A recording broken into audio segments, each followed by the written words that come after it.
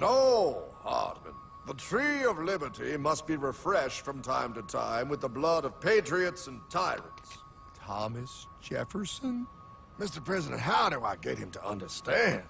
As we did, son, remain vigilant. Too many have hidden the truth, and the light of our liberty dims with every passing day. Quickly, take my horse. Show him. Wait, show me what? Where are we going? Stallion of Liberty! Brought on the hoary wind!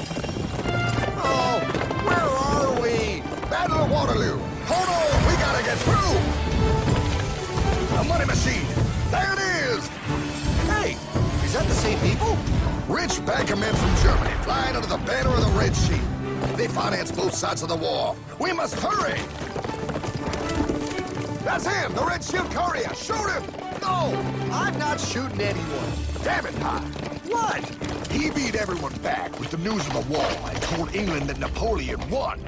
The Red Shield backers in London pretended that England was doomed and started selling their English stocks. The English went into a selling frenzy to get rid of worthless English money. But the English won, right? Of course they won, but it was a trick by Red Shield. They waited until the stocks plummeted to pennies and then bought England back for nearly nothing. What? They did that? How? When the English leaders found out, they had no choice but to give themselves over to the Red Shield. Their money was gone and they were slaves to the Red Shield war debt. Since that time, the English have been paying their national taxes directly to the Red Shield private bankers. The people have no idea. But the bankers bragged about what they did to us, laughing at us all the way to the bank. Why, it's the best business I've ever done. If I can control a nation's wealth, I care not who makes its laws. Oh, is this what Jefferson wanted to show me? No, Pyle.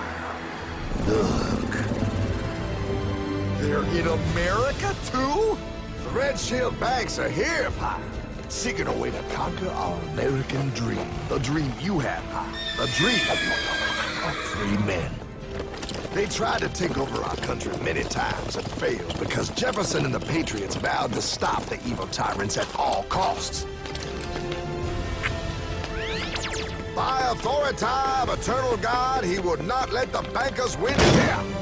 To preserve our independence, we must not let our rulers load us with perpetual debt. We must make our choice between economy and liberty or profusion and servitude. Wow. I place economy among the first and most important of Republican virtues, and public debt is the greatest of the dangers to be feared. It is incumbent on every generation to pay its own debts as it goes. We must have a central bank to secure this country's finances. If the American people ever allow private banks to control the issue of their money, first by inflation and then by deflation, the banks and corporations that will grow up around them will deprive the people of their property until their children will wake up homeless on the very continent their fathers conquered. Jefferson, you're mad. This country will have a central bank. Who's that? America's first Secretary of Treasury.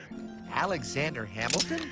Not for long. Aaron Burr, Thomas Jefferson's vice president. They didn't take too kindly to our first Sec Treasury. Sweet shot, Burr. The first attempt at a central bank only lasted 20 years and we shut it down. But the bankers tried again against Old Hickory President Andrew Jackson. You are a den of vipers and thieves. I intend to rout you out, and by the eternal God, I will rout you out. After surviving an assassination attempt, Jackson finally defeated the bank in 1836. When asked what was the greatest accomplishment in his life, Old Hickory replied, I killed the bank. And those were his last words. I killed the bank.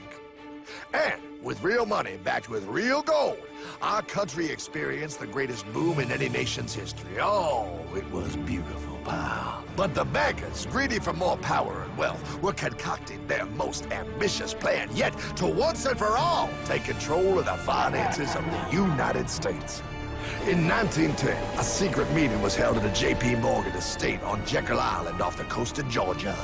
This meeting was so secretive, so concealed from government and public knowledge that the 10 attendees used code names.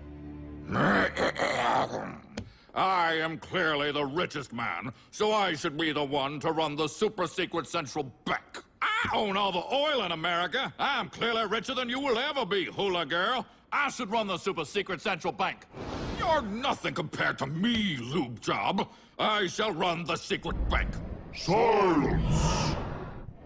Supreme Master Leader, I didn't know you were gonna be here. I'm not. Neither are you, dumbass. Oh, yeah, right. He's so smart. None of you shall run the bank. We have failed in the past because of openness. This time, the key to success is secrecy. The people must believe that they run the bank. Yes, brilliant! A sneak attack. What's the plan? We first create panic, then we show them the solution. With our man in office and well-planned timing, we will have our central bank. And so the people think it is theirs. We shall christen it Federal. The Federal Reserve.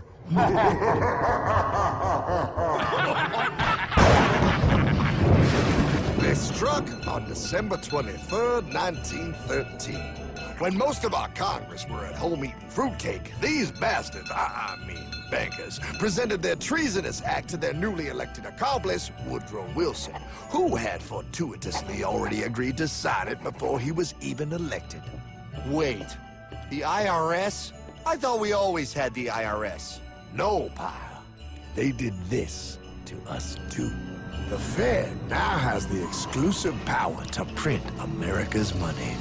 They loan this money to our banks and our government at interest, putting immediate debt on our own money, printing more and more, so each dollar they print becomes worth less than the one before.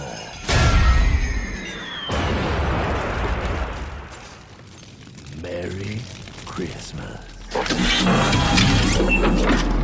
What in the hell is that? That pile is how our government now must pay back these debts to the Fed. Your taxes did not go to your government. They don't? It's the greatest theft in human history. But, okay, I mean, I sort of get what you're saying, but it's all so confusing. And really, Hartman, I don't see how it affects me at all. If I had more money, none of this would have happened. Hartman?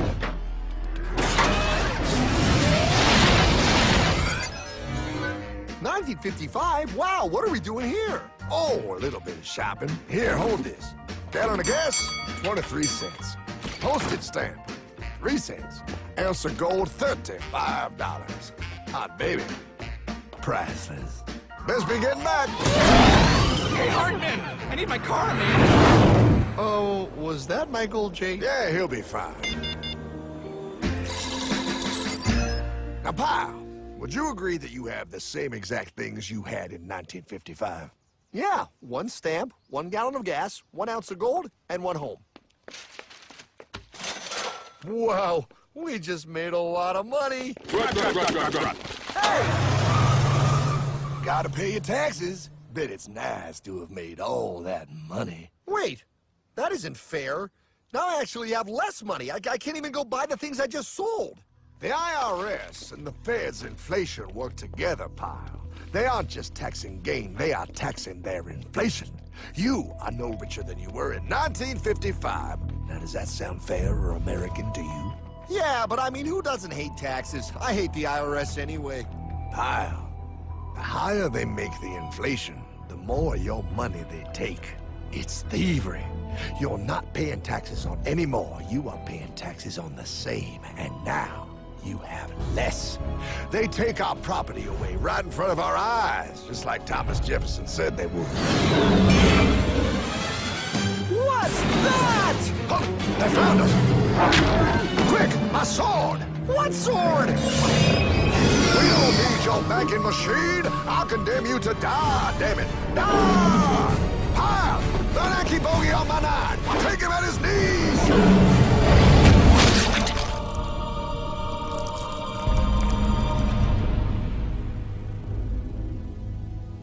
For we are opposed around the world by a monolithic and ruthless conspiracy that relies primarily on covert means for expanding its sphere of influence. What's happening? Where am I? I believe perhaps you understand now, pal, but you are afraid. JFK. Hartman, what does this have to do with my house and my dog? Oh, okay, that's enough. I want to go home now. This is the last president to stand up to the Fed. You must see. On June 4, 1963, President Kennedy signed Executive Order 11110.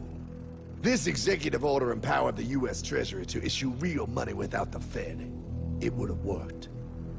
Kennedy's plan to dismantle the Federal Reserve machine had begun. 6 months later, John F. Kennedy went to Dallas and never returned. No way. No way they could do that. The new president, Lyndon Johnson, threw out Kennedy's order.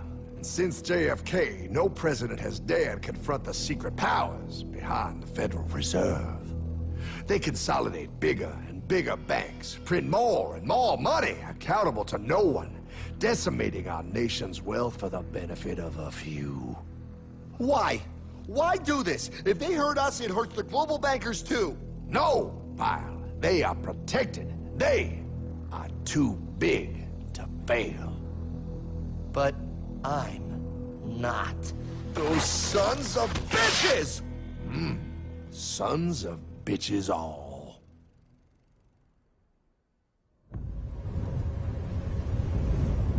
The day was cold. The wind sharp and strong. But we were determined. The bankers and their parasites had us vastly outnumbered, but their hubris made them weak. Not like us. Not like this band of immortals we have assembled. We have come to take back our... Hardman? Is that... My dog. Oh, Then the inevitable. The Money Kings could ignore us no longer. They sent an emissary, a cog in their machine of greed to bring about our submission. Hank Paulson. Hardman, this is blasphemy. We own the corners of the earth. It is futile to challenge us. Oh, I've seen that look before. That of a predator taking in the scent of its prey. Bold, fearless, the look of a free man. You have come far, Hardman. Farther than most. Be smart now. Join us. We will bring you money, power, everything you want. You can be one of us, if you will kneel.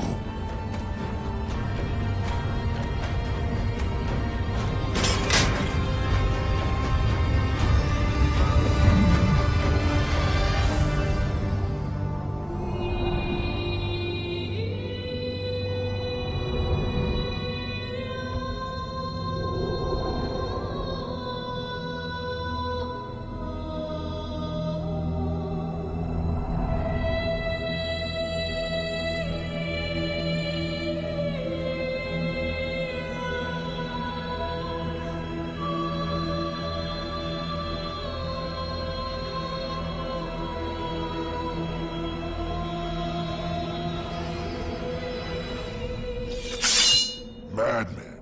You're a madman. We're offering you everything. What do you think this is?